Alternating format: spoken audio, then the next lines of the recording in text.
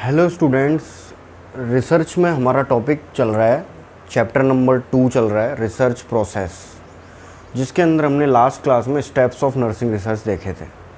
आज का अगला टॉपिक है एथिक्स इन रिसर्च या code of ethics in nursing research. Ethics in research और code of ethics in nursing research.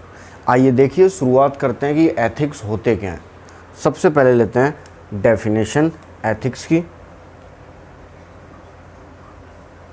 अगर आप नोट्स बना रहे हैं तो आप अपने राइट डाउन कर सकते हैं। Ethics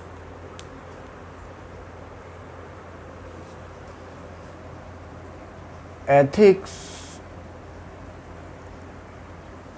are defined as act of moral principles which a researcher has to follow while conducting nursing research. एक और लाइन ऐड कर देते हैं, to ensure rights of individual और ग्रुप अंडर स्टडी। डेफिनेशन हमने लिखी है।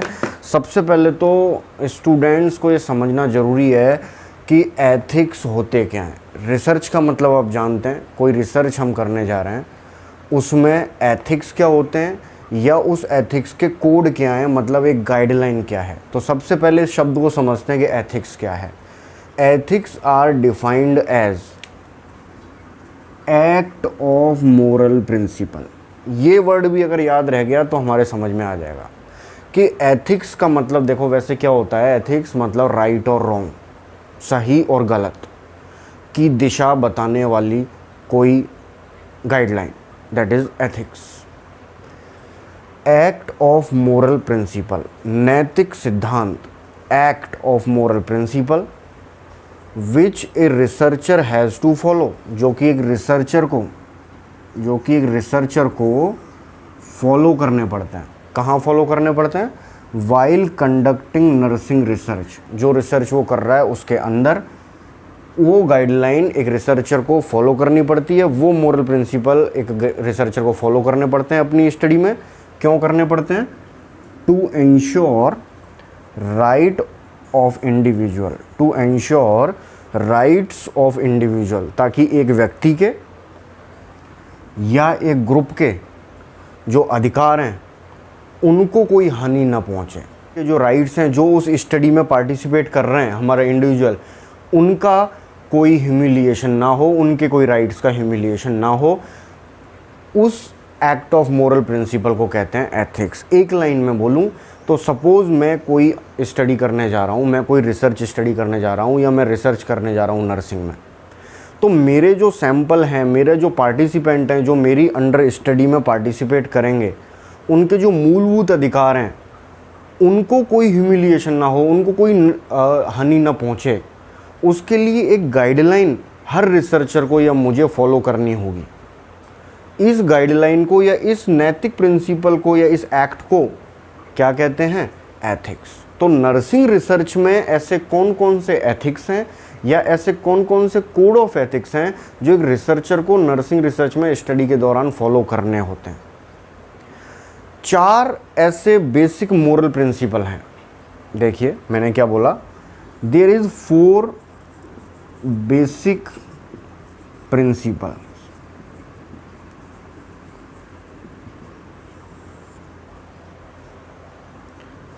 Number 1 autonomy, number 2 beneficence, number 3 non maleficence and number 4 justice. 4 ऐसे प्रिंसिपल हैं जो रिसर्च में फॉलो करने होते हैं, autonomy, beneficence, non maleficence and justice. इनको हम आगे देखेंगे। अभी सिर्फ मैंने एक मतलब समझाया है आपको कि एथिक्स क्या होते हैं या कोड ऑफ एथिक्स क्या होते हैं और कौन कौन से वो बेसिक एथिक्स हैं जो एक रिसर्चर को फॉलो करने होते हैं। कौन कौन से हैं? Autonomy, beneficence, non maleficence and justice. ये 4 प्रिंसिपल हैं जो फॉलो करने होते हैं। एक और काम की बात यहीं पे डिस्कस कर लेते हैं। जब भी कोई स्टडी होती है, जब भी कोई रिसर्च होती है, तो कई चरणों से उसे गुजरना होता है। कौन कौन से हैं? देखिए कौन कौन से हैं। IEC नंबर 1, नंबर 2 है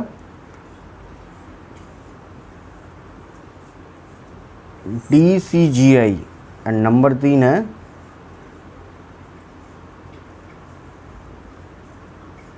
CTRI। ये क्या चीज़ बता रहा हूँ मैं वो समझ लीजिए। जब भी कोई रिसर्च बड़े लेवल पे की जाती है या नर्सिंग रिसर्च में जब कोई रिसर्च की जाती है तो उन्हें 3 एथिकल जो एथिक्स बनाती हैं जो कमेटी, उनसे परमिशन लेनी होती है, उनसे अप्रूवल लेना होता है। तो वो 3 ऑर्गेनाइजेशन हैं जिनसे एक नर्सिंग रिसर्चर को अप्रूवल लेना होता है, वो हमें याद रखना ज़रूरी है। सबसे पहले अप्रूवल लेना होता है IEC। IEC क्या होती है? Institutional ethical committee, institutional ethical committee. इसके बाद यहाँ से अप्रूवल मिलने के बाद अगली जो परमिशन लेनी होती है वो होती है drug control general of India. दूसरी जो अप्रूवल लेना होता है वो DCGI से लेना होता है। और तीसरा, हमें क्लिनिकल ट्रायल करने के लिए रजिस्ट्री करवानी पड़ती है, रजिस्टर करवाना पड़ता है अपनी रिसर्च को। Clinical trial and registry of India. 3 चीज़ें मैंने बताई। शुरू से शुरू करते हैं। एथिक्स वो एक्ट ऑफ मोरल प्रिंसिपल हैं, वो गाइडलाइन है जो एक रिसर्चर को ही हैज़ टू फॉलो करनी होती है वाइल कंडक्टिंग अ स्टडी। क्यों? To ensure rights of individual and groups which are participated under study. ये होते हैं basic 4 principle: autonomy, beneficence, non maleficence and justice. जब भी कोई रिसर्च स्टडी कंडक्ट की जाती है तो सबसे पहले IEC यानी इंस्टीट्यूशनल, मतलब जिस इंस्टीट्यूट से आप रिसर्च कर रहे हैं उस इंस्टीट्यूशन की जो एथिकल कमेटी है वहाँ से परमिशन लेनी होगी। उसके बाद उसमें drug DCGI, drug controller general of India से परमिशन लेनी होगी। और तीसरा स्टेप होता है क्लिनिकल ट्रायल्स करने के लिए हमें CTRI में भी रजिस्ट्री करानी होगी, clinical trial and registry of India. आगे बढ़ते हैं। तो ये जो 4 प्रिंसिपल हैं बेसिकली, ऑटोनॉमी, जैसा कि नाम से ही पता लग रहा है, स्वतंत्रता का अधिकार, मतलब पेशेंट कभी भी ही हैज़ द अथॉरिटी कि जो हमारा क्लाइंट है, जो इंडिविजुअल है, जो स्टडी में पार्टिसिपेट कर रहा है, उसे स्वतंत्रता है, he is free to join और leave the study at any time. वो कभी भी रिसर्च स्टडी को छोड़ सकता है अगर उसे लगता है कि उसे इससे हानि पहुंचती है। तो ये एक प्रिंसिपल है ऑटोनॉमी का जो उसे स्वतंत्रता देता है। बेनिफिसेंस, बेनिफिसेंस का मतलब होता है फ़ायदा देना, मतलब हमारा जो पार्टिसिपेंट्स है वो उसको हम क्या फ़ायदा दे रहे हैं या हमारी स्टडी उसके किस फ़ायदे, किस बेनिफिट पर बेस्ड है, ये भी एक प्रिंसिपल है बेनिफिसेंस, जिसे हम आगे समझेंगे। तीसरा नॉन मालफिसेंस, ये मैंने बताया, मतलब मालफिसेंस नुकसान, हानि, और नॉन मतलब हानि रहित, मतलब उसे हमारी रिसर्च से कोई हानि ना पहुँचे। ये एक गाइडलाइन है, ये एक कोड है जो हमें फॉलो करना होता है, ये एक सिद्धांत है जो हमें फॉलो करना होता है। और चौथा मैंने बोला जस्टिस, कि उसे न्याय हर चीज़ में, सैंपल सिलेक्शन से लेके बेनिफिट्स से लेके उसकी कॉन्फिडेंशियलिटी तक, हमें हर जगह जस्टिस उससे मेंटेन करना है। ये भी एक कोड है जो एक रिसर्चर को फॉलो करना होता है। ऑटोनॉमी, बेनिफिट, कोई लॉस या हानि उसे ना हो, और न्याय या जस्टिस। 4 प्रिंसिपल बेसिकली हमें फॉलो करने होते हैं। और मैं बताता हूँ आपको, कॉम्पिटिटिव एग्ज़ाम के हिसाब से 1968 में ANA, अमेरिकन नर्सेज एसोसिएशन, 1968 में अमेरिकन नर्सेज एसोसिएशन ने गाइडलाइन दी, ह्यूमन राइट्स गाइडलाइन। क्या दिया इन्होंने? Human rights guideline. याद रखिएगा, एक क्वेश्चन है कंपटीशन एग्जाम का। 1968 में ANA ने ह्यूमन राइट्स गाइडलाइन दी, जहां पर इन चारों प्रिंसिपल्स को बहुत अच्छे से डिस्क्राइब किया। इसके बाद एक और क्वेश्चन, 1975, 1985, हर 10 साल के बाद इस गाइडलाइन को रिवाइज किया गया। और लास्ट जो सबसे इम्पोर्टेंट क्वेश्चन आपको याद रखना है, 1995,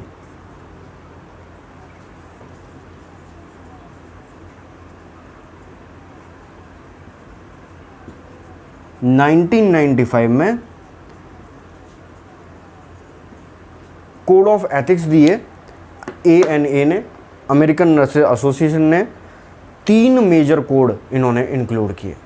दोबारा बोल रहा हूँ, 1968 में सबसे पहले ANA ने ह्यूमन राइट्स को प्रिजर्व करने के लिए, इंश्योर करने के लिए कि ह्यूमन के राइट्स जो हैं ये 4, इनको कोई लॉस ना हो, इनको पूरा सावधानी बरती जाए या इनको न्याय हर चीज़ में मिले, उसके लिए इन्होंने 1968 में एक गाइडलाइन बनाई, जिसे हर 10 साल के बाद 75, 85, 95 ऐसे याद कर लें।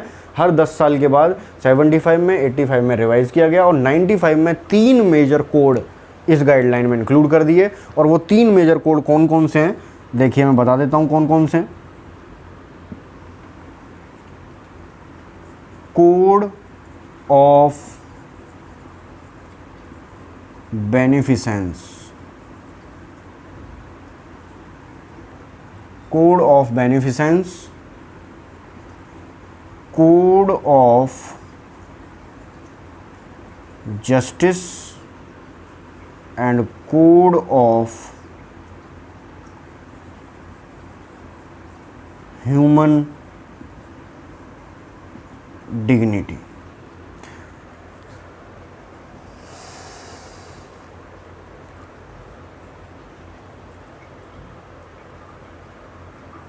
तीन मेजर कोड इस गाइडलाइन में इंक्लूड किए, code of beneficence, code of justice and code of respect of human dignity. Respect of human dignity. एक बार दोबारा समझ लेते हैं स्पीड से। 4 बेसिक प्रिंसिपल हैं जो एक रिसर्चर को फॉलो करने होते हैं। अब आप सोच रहे होंगे यहाँ 3 हैं या 4 हैं, ये अलग अलग कैसे हो गया? ऑटोनॉमी, नॉन मालिफिसेंस, ये सब इसके अंदर ही आ जाएगा। ये 3 मेजर कोड हैं और ये 4 प्रिंसिपल हैं जो फॉलो करने होते हैं। ये चीज़ किसने दी? ANA ने दी। कब दी? 1968 में गाइडलाइन तैयार करके, 75 में रिवाइज किया, 85 में रिवाइज किया, 95 में इसके अंदर 3 मेजर कोड डिस्क्राइब किए जो हमें फॉलो करने होते हैं। Code of beneficence, code of justice and code of respect human dignity. इनके बारे में समझते हैं। आइए, तो जैसा कि हमने देखा 3 मेजर प्रिंसिपल होते हैं या 3 मेजर कोड ऑफ एथिक्स होते हैं जो हमें फॉलो करने होते हैं। Code of beneficence, code of justice and code of human dignity. Code of beneficence, benefit, फ़ायदा, उपहार, यानी हम रिसर्च के दौरान किस किस बेनिफिट के लिए हमें क्या क्या बेनिफिशियल गाइडलाइन हमें ध्यान रखनी होंगी हमारी स्टडी में, ताकि हमारा जो क्लाइंट है उसको कोई लॉस या उसके राइट्स हैं जो प्रिजर्व रहें, जो इंश्योर रहें। आइए देखिए, positive risk benefit ratio. Number 1 beneficence की पहला प्रिंसिपल है positive risk benefit ratio. Positive, समझ रहे होंगे आप कि हमने जो क्लाइंट लिए हैं हमारी रिसर्च स्टडी में, उनको हम जिन ट्रायल से गुजार रहे हैं या जो रिसर्च हम उनके ऊपर कर रहे हैं, जो स्टडी हम उनके ऊपर कर रहे हैं, कहीं ऐसा ना हो कि उनको उस स्टडी के रिजल्ट की वजह से लॉस ज़्यादा हो जाए फ़ायदे की बजाय। मतलब फ़ायदा उनको जो हमारा जो बेसिक पर्पज़ है वो साबित ना हो और उनको उनकी हेल्थ या सोशल या स्पिरिचुअल लेवल पर या फिजिकल लेवल पर या साइकोलॉजिकल लेवल पर, मैंने यहाँ मेंशन किया है, उनको लॉस हो जाए। तो ऐसा कोई रिसर्च स्टडी हमें नहीं करनी है। ये चीज़ हमें ध्यान रखनी है कि जो रिस्क है वो बहुत कम होना चाहिए और जो बेनिफिट का रेशियो है वो पॉजिटिवली हाई होना चाहिए। ये गाइडलाइन हमें फॉलो करनी होती है रिसर्च के अंदर। Number 2, participant protected from any harmful effect, physical as well as psychological. Physical as well as psychological दोनों तरह के हार्मफुल इफेक्ट से हमारे पार्टिसिपेंट प्रोटेक्टेड रहने चाहिए। जिस रिसर्च स्टडी के दौरान जिसमें वो पार्टिसिपेट कर रहे हैं उन्हें कोई शारीरिक रूप से हानि या क्षति नहीं होनी चाहिए और ना ही कोई मानसिक रूप से साइकोलॉजिकली उन्हें क्षति होनी चाहिए। ये भी हमें खास तौर पर रिसर्च करते समय ध्यान रखना है। ये भी एक कोड है, ये भी एक गाइडलाइन है जो बेनिफिसेंस में आती है। तीसरी है conducted by scientific qualified expert. समझ गए होंगे आप, साइंटिफिक क्वालिफाइड एक्सपर्ट के द्वारा ही रिसर्च स्टडी कंडक्ट की जानी चाहिए। यानी ये भी मेंशन होना चाहिए कि जो रिसर्चर हैं या जो आपकी टीम में पार्टिसिपेंट्स हैं, कौन पार्टिसिपेंट, जो रिसर्चर जो स्टडी कर रहे हैं उनकी क्वालिफिकेशन क्या है, वो हमेशा साइंटिफिकली क्वालिफाइड एक्सपर्ट ही होने चाहिए ताकि positive risk benefit ratio maintain किया जा सके। Last and final, provide physical, psychological, religious, social comfort. हमारे जो भी पार्टिसिपेंट्स हैं, जो सैंपल है, जो क्लाइंट है, जो पेशेंट है या जिस पर भी हम रिसर्च स्टडी कर रहे हैं नर्सिंग में, वो शारीरिक रूप से उन्हें कंफर्ट दिया जाना चाहिए, जो भी फैसिलिटीज़ हम प्रोवाइड करवा सकते हैं ड्यूरिंग और वाइल कंडक्टिंग स्टडी।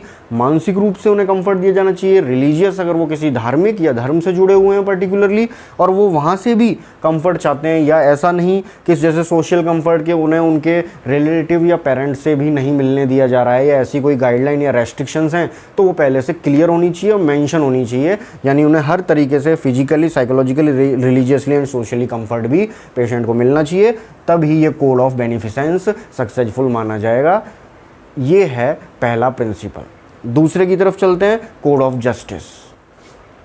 तो कोड ऑफ जस्टिस में मैंने कुछ चीज़ें लिखी हैं, इनके बारे में भी बात कर लेते हैं।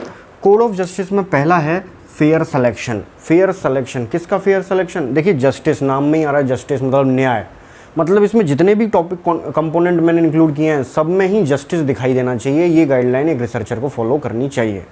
नंबर 1 है फेयर सिलेक्शन। किसका फेयर सिलेक्शन? पार्टिसिपेंट्स का। जो भी हमारी रिसर्च स्टडी में पार्टिसिपेट कर रहे हैं उनका फेयर सिलेक्शन होना चाहिए। उन्हें सैम्पलिंग टेक्निक के थ्रू, रैंडमाइज सैम्पलिंग टेक्निक के थ्रू, पढ़ेंगे हम सैम्पलिंग वाले चैप्टर में, उनका पार्टिसिपेशन होना चाहिए। उसमें कोई प्रीजुडिस या भेदभाव या बायस्ड नहीं होने चाहिए। दूसरा है equally share risk and benefits. ये भी जस्टिस शो कर रहा है कि उस रिसर्च स्टडी के बाद हमारे क्लाइंट को जो भी हानि हो वो भी इक्वली सभी हमारे पार्टिसिपेंट्स में शेयर होनी चाहिए, या जितने भी फ़ायदे उस रिसर्च स्टडी के बाद हों वो भी इक्वली शेयर होने चाहिए। ये ही प्रिंसिपल ऑफ जस्टिस है। Non prejudicial treatment. ऐसा ना हो कि किसी पर्टिकुलर ग्रुप को तो हम स्पेशली ट्रीट कर रहे हैं, स्पेशल ट्रीटमेंट दे रहे हैं, जबकि एक दूसरे पर्टिकुलर ग्रुप को हम भेदभाव कर रहे हैं या प्रीजुडिशियल ट्रीटमेंट दे रहे हैं। यानी जो भी ट्रीटमेंट हो वो प्रीजुडिशियल ना हो के भेदभाव रहित नॉन प्रीजुडिशियल ट्रीटमेंट होना चाहिए सभी के लिए इक्वली। लास्ट एंड फाइनल जो आप जानते हैं, कॉन्फिडेंशियलिटी। कॉन्फिडेंशियलिटी से मेरा मतलब है the information should not use except research study. दोबारा बोल रहा हूँ, लिख देता हूँ मैं, information should not used except research study। Information जो भी हमने कलेक्ट की है हमारे सैंपल से या हमारे पार्टिसिपेंट से, शुड नॉट यूज़ नहीं होनी चाहिए केवल रिसर्च स्टडी के अलावा। यानी हमारी स्टडी में ही उस इंफॉर्मेशन को यूज़ करना है। बाकी ये कॉन्फिडेंशियल रहेगा कि किस किस पार्टिसिपेंट ने क्या क्या व्यूज़ अपने दिए हैं इंटरव्यू के थ्रू, या जो भी डेटा हमने कलेक्ट किया उसमें क्या क्या सूचनाएं उन्होंने हमें बताई हैं, वो कॉन्फिडेंशियल हमें रखना होगा। केवल रिसर्च स्टडी के लिए ही हम उन्हें यूज़ कर सकते हैं। ये थे principal of justice. Last and final principle of human dignity की तरफ चलते हैं। तीसरा प्रिंसिपल है ह्यूमन डिग्निटी। इसमें मैंने 3 चीज़ें की हैं। अब जैसा कि नाम से पता लग रहा है, रेस्पेक्ट टू ह्यूमन डिग्निटी, मतलब उस इंसान की जो पहचान है, जो डिग्निटी है, उसको हमें रेस्पेक्ट देना है, उसे मेंटेन करना है। नंबर 1 है फुल राइट्स टू क्वेश्चन। हमारे क्लाइंट को ये फुल अधिकार है, पूरा अधिकार है कि वो किसी भी स्टेज में उस रिसर्च स्टडी के बारे में कितने भी क्वेश्चन पूछ सकता है और उस स्टडी के बारे में जिसमें वो पार्टिसिपेट कर रहा है उसके बारे में उसे नॉलेज हमें देना पड़ेगा। ये एक प्रिंसिपल है जो उसकी डिग्निटी को मेंटेन रखने में मदद करेगा। उसे फ्री है rights to asking question, rights to quit at any stage, rights to quit at any stage. अगर पार्टिसिपेंट को लग रहा है कि इस रिसर्च स्टडी में जैसा शुरू में बताया गया था वैसा उसे नहीं फील हो रहा है, या वो साइकोलॉजिकल या शारीरिक रूप से कुछ परेशान है, या वो अपने राइट्स का हनन, या उसे लग रहा है कि मुझे इस स्टडी में पार्टिसिपेट नहीं करना चाहिए, तो he has got right to quit the study at any stage. वो इस स्टडी को कभी भी बीच में छोड़ सकता है, उसे एक रिसर्चर बाउंड नहीं कर सकता है स्टडी में पार्टिसिपेट करने के लिए। ये एक पेशेंट का, एक क्लाइंट का डिग्निटी के लिए कोड है। इन्फॉर्म कंसेंट, जब भी कोई रिसर्चर रिसर्च स्टडी करेगा तो एक इन्फॉर्म कंसेंट वो उसे साइन करवाएगा, नॉट म्यूचुअल, म्यूचुअल नहीं, रिटर्न में कंसेंट बताएगा। उसमें सभी इंफॉर्मेशन रिटर्न कंसेंट में होनी चाहिए कि कौन कौन सी स्टडी में क्या क्या चीज़ें उनके ऊपर यूज़ की जाएंगी, कौन से एक्सपेरिमेंट किए जाएंगे, कौन सी दवाइयों का परीक्षण किया जाएगा, या कौन कौन से टूल उनके ऊपर इस्तेमाल किए जाएंगे। ये पूरी जानकारी, इससे क्या बेनिफिट होंगे, क्या लॉस होंगे, पॉजिटिव रिस्क बेनिफिट रेशियो क्या है, और वगैरह वगैरह जैसी पूरी गाइडलाइन उसमें लिखी हुई होगी। तो एक रिटर्न कंसेंट ये ह्यूमन डिग्निटी को प्रोटेक्ट करता है, क्लाइंट की भी एज वेल एज रिसर्चर की भी, दोनों के लिए ये मददगार होता है ताकि रिसर्च स्टडी को कंडक्ट किया जा सके। एक बार दोबारा रिवाइज करते हैं। हमने टॉपिक स्टार्ट किया कोड ऑफ एथिक्स या एथिक्स इन रिसर्च। एथिक्स क्या होते हैं? एक्ट ऑफ मोरल प्रिंसिपल, एक ऐसे सिद्धांत मोरलिटी के जो एक रिसर्चर को फॉलो करने होते हैं स्टडी कंडक्ट करने के दौरान, ताकि इंडिविजुअल या ग्रुप के राइट्स को प्रोटेक्ट किया जा सके या इंश्योर किया जा सके स्टडी के दौरान। ये गाइडलाइन 1968 में ANA ने दी थी नर्सिंग रिसर्च के लिए। उसको 75 और 85 में रिवाइज किया, और 95 में इसमें 3 मेजर कोड जोड़ दिए गए जो कि हैं प्रिंसिपल या code of beneficence, justice and human dignity. अब आप बोलोगे ऑटोनॉमी कहाँ है सर इसमें? ऑटोनॉमी इसके अंदर, ये देखिए, right to quit at any stage, that is the part of autonomy, ये ऑटोनॉमी है। सर नॉन मालफिसेंस कहाँ है? ये रे नॉन मालफिसेंस कि उसे कोई फिजिकल हार्म नहीं होना चाहिए, उसे वो पूरी तरह प्रोटेक्ट रहना चाहिए साइकोलॉजिकल फिजिकल हार्म से, उसे इक्वल ट्रीटमेंट दिया जाना चाहिए, नॉन प्रेजुडिशियल ट्रीटमेंट मिलना चाहिए। तो वो हैं, तो ये वही 4 बेसिक प्रिंसिपल जो ऑटोनॉमी, बेनिफिसेंस, नॉन मालफिसेंस और जस्टिस हमने शुरू में डिस्कस किए। बट मेजरली इसको 1995 में 3 कोड में बदल दिया, number 1, number 2 and number 3, beneficence, justice and human dignity का रेस्पेक्ट। बेनिफिसेंस में हमने देखा पॉजिटिव रिस्क बेनिफिट रेशियो ज़्यादा होना चाहिए बजाय कि नुकसान के, किसी भी फिजिकल या साइकोलॉजिकल हार्मफुल एक्ट से उसे बचाना है, जो भी रिसर्चर हैं वो साइंटिफिकली क्वालिफाइड होने चाहिए, एक्सपर्ट होने चाहिए, फिजिकल, साइकोलॉजिकल, रिलीजियस और सोशल कंफर्ट भी उन्हें मिलना चाहिए। जस्टिस में न्याय यानी फेयर सिलेक्शन, सैम्पलिंग टेक्निक, और वो भी स्पेशली रैंडमाइजेशन बेस्ट टेक्निक के थ्रू ही सैंपल सिलेक्शन होना चाहिए। जो भी रिस्क हो या कोई बेनिफिट हो, नुकसान या फ़ायदा दोनों ही इक्वली शेयर होना चाहिए पार्टिसिपेंट्स में। नॉन प्रिजुडिशियल ट्रीटमेंट यानी किसी भी ट्रीटमेंट ग्रुप से हम भेदभाव नहीं कर सकते, हमें इक्वल ट्रीटमेंट सबको देना होगा। और कॉन्फिडेंशियलिटी मतलब जो भी डेटा हम कलेक्ट कर रहे हैं उसकी सूचनाओं को सिर्फ रिसर्च स्टडी के अलावा हम कहीं भी यूज़ नहीं कर सकते। रेस्पेक्ट ऑफ ह्यूमन डिग्निटी में फुल राइट्स टू क्वेश्चन, हमारे सैंपल को पूरे अधिकार हैं कि वो कितने भी क्वेश्चन अपनी स्टडी से रिलेटेड पूछ सकता है जिसमें वो पार्टिसिपेट करने वाला है। किसी भी समय उसे लगता है कि उसकी जान को फिजिकली या साइकोलॉजिकली या कोई रेस्पेक्ट उसका नुकसान हो रहा है या उसके राइट्स का हनन किया जा रहा है तो कभी भी स्टडी को छोड़ सकता है। और इन्फॉर्म कंसेंट, एक रिटर्न इन्फॉर्म कंसेंट रिसर्चर को साइन करवाना पड़ेगा पेशेंट से, ताकि रिसर्चर के राइट भी प्रिजर्व रहें और जो क्लाइंट है उसके राइट्स भी प्रिजर्व रहें कि उसे पहले से ही ये सूचना थी जो इन्फॉर्म कंसेंट में होती है कि इस स्टडी में क्या क्या किया जाएगा। आई थिंक आपको ये टॉपिक समझ में आया होगा, जो कि चैप्टर नंबर 2 रिसर्च प्रोसेस का एक टॉपिक है, स्टेप्स ऑफ रिसर्च प्रोसेस के बाद। टॉपिक का नाम था कोड ऑफ एथिक्स या ethics in nursing research. Have a nice day and good luck.